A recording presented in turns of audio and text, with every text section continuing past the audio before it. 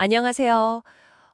오늘은 당신이 공유해주신 자료들, 이걸 바탕으로 K뿌티라는 미용 의료보험 상품을 좀 깊이 파고 들어보겠습니다. 네, 특히 이게 닥터 리워드라는 앱을 통해서 판매된다는 점이 상당히 흥미로운데요.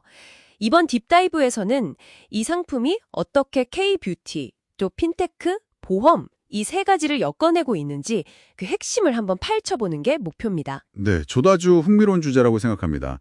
K뷰티 시술 시장이 워낙 빠르게 크고 있으니까요.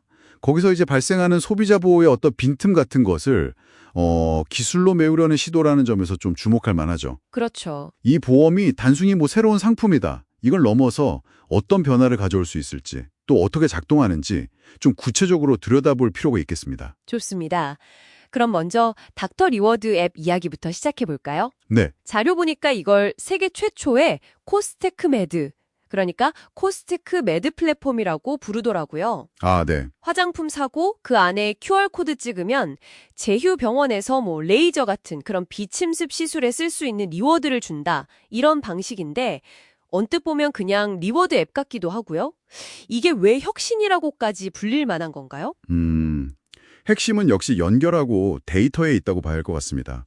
단순 리워드가 아니라 그 화장품 구매라는 소비 행위하고 병원에서의 의료 미용 시술을 직접적으로 연결하는 뭐랄까 하나의 생태계를 만들었다는 점이죠. 아, 생태계요. 네. 여기서 뿌띠라고 하면 보통 보톡스, 필러, 아니면 레이저 시술처럼 비교적 간단하고 회복기간 짧은 그런 비침입적 미용 시술을 주로 의미하고요. 네네. 더 중요한 건 이 앱을 통해서 사용자의 구매 패턴이라든가 관심 있는 시술, 또 검색 기록 같은 굉장히 구체적인 데이터가 쌓인다는 겁니다. 데이터가 쌓인다? 그렇죠. 이건 나중에 훨씬 더 정교한, 예를 들면 개인 맞춤형 서비스나 아니면 보험 상품 개발로 이어질 수 있는 아주 강력한 자산이 되는 거죠. 그리고 보험 상품 자체도 앱 사용하는 그 과정에 아주 자연스럽게 이렇게 통합되는 소위 임베디드 보험 형태라서요. 보험 가입에 대한 어떤 심리적 문턱을 낮추는 효과, 이런 것도 기대할 수 있고요. 네, 그 앱이 쇼핑이랑 시술을 잇는 다리 역할을 하고 그 과정에서 또 데이터를 쌓는다는 건 알겠습니다.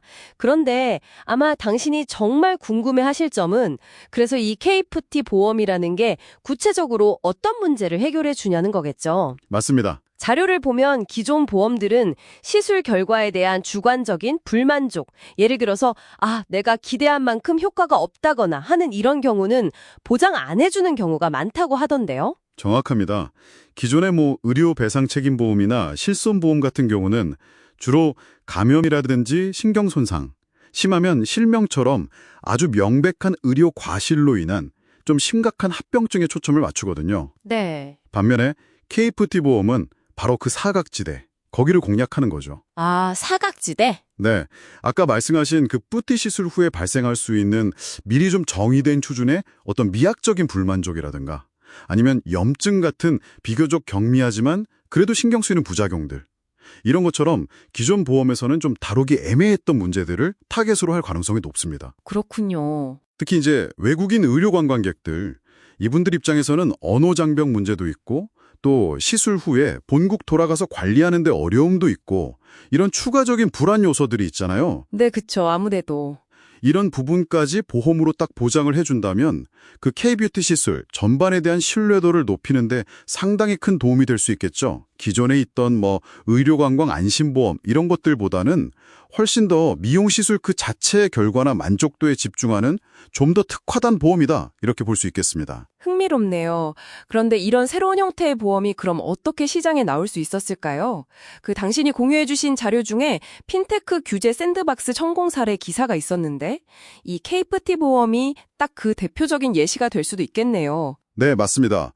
금융규제 샌드박스가 정말 핵심적인 역할을 했다고 봐야 합니다. 이게 새로운 금융 서비스가 시장에서 테스트를 해볼 수 있도록 최대 4년까지 규제 특례를 받을 수 있게 길을 열어준 거니까요. 아, 규제 특례? 네, 덕분에 KFT 보험처럼 기존 규정의 틀에는 딱 맞지 않아서 어쩌면 출시가 어려웠을 수도 있는 상품이 세상에 나올 수 있었던 거죠.